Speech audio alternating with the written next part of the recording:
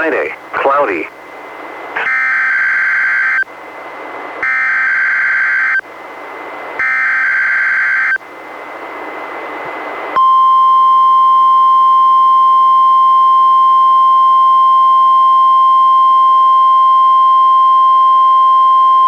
This is the National Weather Service office in Portland, Oregon. The preceding was a test of NOAA weather radio's warning alarm.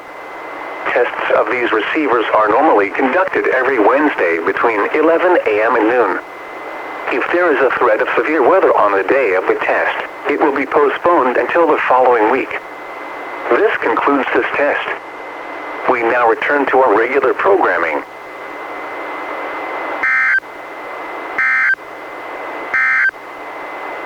Forecast for the central Oregon coast, rest of today, mostly cloudy.